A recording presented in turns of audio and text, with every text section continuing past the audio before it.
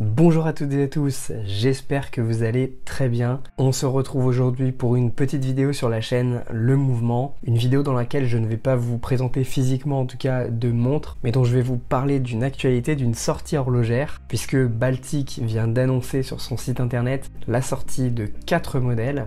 Alors pour rappel, Baltic c'est une maison horlogère française qui a été fondée en 2017 par Étienne Malek. J'ai eu l'opportunité de leur rendre visite, je vous mettrai bien entendu la vidéo en annotation et j'avais pu échanger un petit peu sur la maison, sur son ambition et je vous avoue que c'est une maison qui me plaît énormément et c'est la raison pour laquelle j'ai envie de vous parler de cette nouvelle gamme que je trouve très intéressante.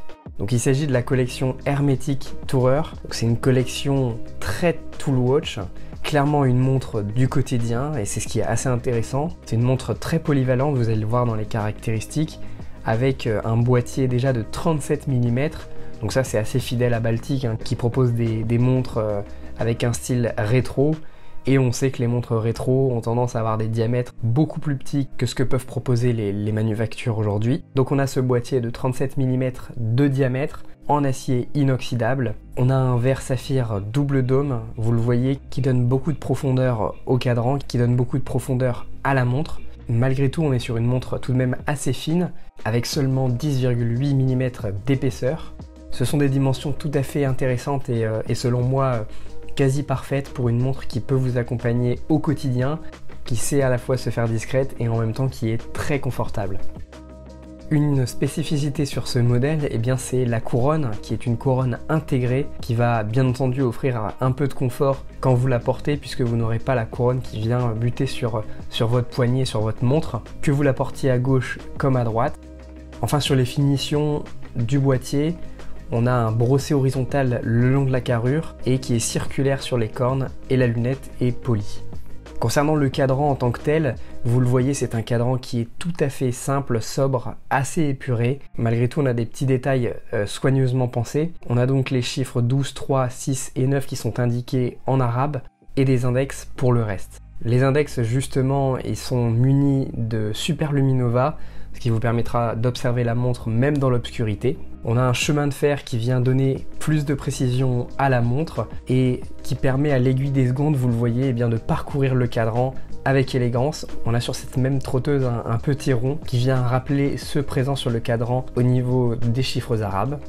Les aiguilles sont dites en seringue et possèdent le même traitement Super Luminova que les index.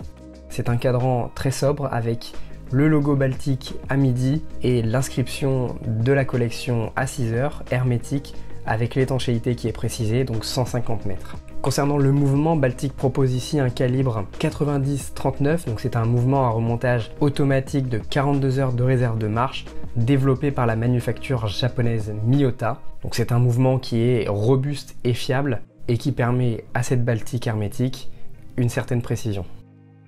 Pour celles et ceux qui font partie des 200 premiers acheteurs de chaque modèle, eh bien vous aurez la possibilité d'avoir sur le fond de boîte un exemplaire numéroté. Baltic propose ici 3 types de bracelets, un bracelet tropique en caoutchouc, un bracelet métal en grain de riz ou le bracelet Flatlink. Et donc vous avez 4 modèles différents, vous avez le modèle vert, bleu, beige et marron. Des couleurs qu'on n'a pas forcément l'habitude de voir, je pense notamment au beige et au marron, qui peuvent être très sympas à porter au quotidien, bien entendu. Concernant le prix, vous avez donc le prix de départ qui est à 660 € pour le bracelet tropique et vous montez jusqu'à 756 si vous voulez les bracelets en acier, donc avec le grain de riz et le Flatlink. Pour ma part, je suis pas forcément fan du bracelet tropique, donc je verrais bien cette montre avec un Flatlink ou le bracelet grain de riz.